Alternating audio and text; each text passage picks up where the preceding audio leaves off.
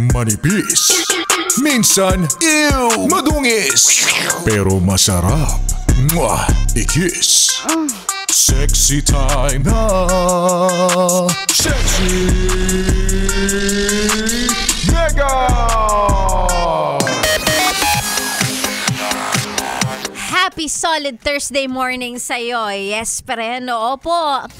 Sa dinami-dami ng pinagdaanan, nangyari at pagod mo, Thursday pa lang. Pero at least, di ba, isang tulog na lang, Friday na.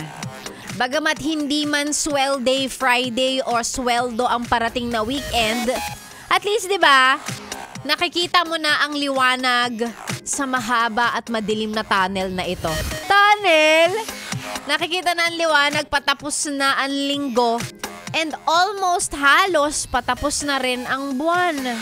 Diba? Sabi ko sa'yo, dumadaan-daan lang talaga ang mga araw, ang mga linggo at mga buwan na yan. Sa sobrang kabisihan natin, idadagdag mo pa yung, alam mo yung mga moments na parang hindi mo na alam kung ano yung petsa.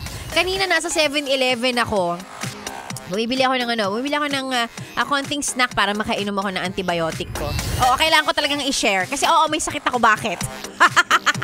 So, hindi. So, naghahanap ako ng pwede kong kainin muna bago ako uminom ng gamot. Tapos, syempre, di ba, pag bibili ka, titingnan mo ngayon hanggang kailan ba to? Ano ba to? Kailan ang expiry date? Ganyan. Tapos, tinitingnan ko, sabi ko, October 26 yung expiration. Sabi ko, teka lang, anong petsa na ba ngayon? Mga ilang minuto ako nakatayo doon. Wala akong dalang cellphone. Sabi ko, anong petsa na nga ngayon? Ang ending, hindi ko na binili. Ang ending, hindi ko binili yun, iba binili ko. Kaloka, diba? Bunga yan ng masyadong kabisihan, daming ginagawa, daming iniisip.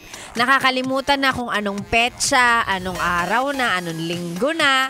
Diba? Paalala ko lang sa'yo, yan, ngayon po ay October 23. Ngayon po ay Thursday, saktong oras sa orasan ko, 9:41. Pareho tayo ng timeline.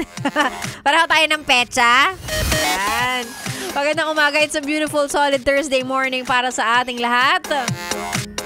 Si Sexy Mega na po ang niyong kasama hanggang mamayang tanghali. Oras na para kumalma, mag-relax.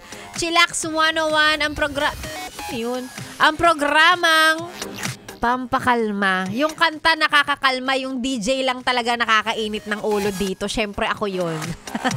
So mga gusto magpa-shoutout, isend lang po sa ating Facebook page.